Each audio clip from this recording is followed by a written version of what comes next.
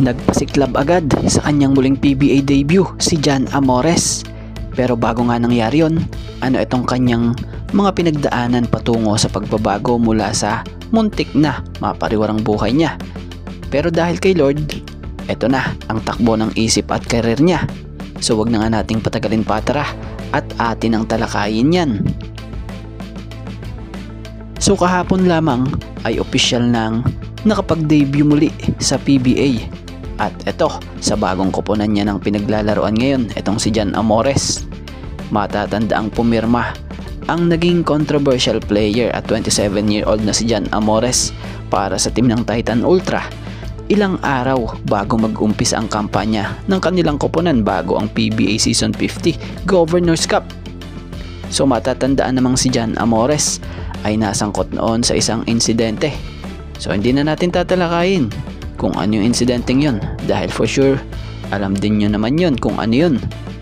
Dahil sa nangyari nga po, ayun, binawian noon ng professional license ng GAB etong si Jan Amores. Maging sa PBA sinuspende ito na noong October 11, 2024 nang walang takdang panahon at walang sahod, kung saan nasa team ito noon ng Northport noong mga panahong yon.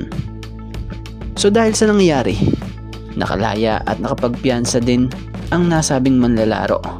Doon niya nga po naranasan ang buhay ng may pagsisisi, kung saan kagandahan sa ginawa niya, sa kabila ng kontrobersiya, ipinakita niya ang kanyang hangarin na makabawi sa pamamagitan ng mga outreach program. Yun nga, yung pagtulong sa kapwa.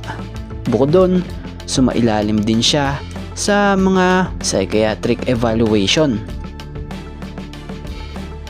So kagandahan doon, eto yung pinakamagandang ginawa niya, yung lumapit kay Lord.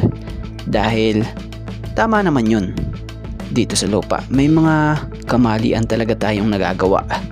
Ang kagandahan, hanggat maaga pa, hanggat may buhay, may chance talaga na lahat para magbago. So kaya naman, fast forward nga tayo nang muling mabigyan siya ng pagkakataon at maibalik sa kanya ng GAB ang kanyang professional license para makapaglaro muli sa mga Pro League at makabalik sa PBA. Dito mo masasabi na nagbago at magbabago pa nga yan. So kagandahan dito, kung itutuloy-tuloy niya nga ito, talagang makakabawi siya sa lahat ng mga pagkukulang at kamalian niya noon.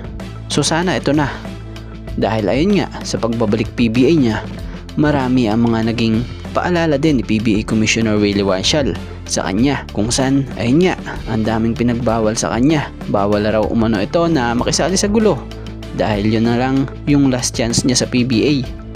Ang kagandahan kay Jan Amores, nalaman na niya nga kung gaano kahirap mawalan talaga ng ganitong trabaho. So pinaghirapan niya nga raw umano ang 2 taon bago maibalik sa kanya ang lisensya niya mula sa GAB at sa PBA. Umabot pa nga raw noon na akala niya wala na siya base nga sa naging interview rito, kung saan nawala na nga raw rin siya ng pag-asa na makabalik sa PBA at kung makakakuha pa nga daw siya ng GAB license niya. So kumapit nga daw siya talaga kay Lord, kung saan lumakas din yung pananampalataya niya. Sa mga hindi nga po nakakaalam, the former Northport at ngayon Titan Guard player na. Ayon rito, his 2-year absence strengthened his faith, sharing that he became more active in church and was guided by pastors who helped him grow closer to God. So kaya naman, nitong dumating nga po or dumating na ang oras at maglaro na si Jan Amores para sa team ng Titan Ultra dito sa PBA Season 50 Governors Cup nitong Biyernes. Sa pagpasok niya nga po sa gitna ng laro versus Terra Firma, sa loob lamang ng mahigit 9 na minuto, gumawa nga agad siya ng 5 points at 2 rebounds. So kung tutuusin, goods na rin yun na performance para sa bago pa lang nagbabalik. Bagamat natalo ang Titan Ultra, napakita naman ni Jan Amores kahit nasa maiksing minuto naipakita niya yung kaya niyang itulong para sa koponang ito. So congrats para kay Jan Amores sa kanyang pagbabalik PBA.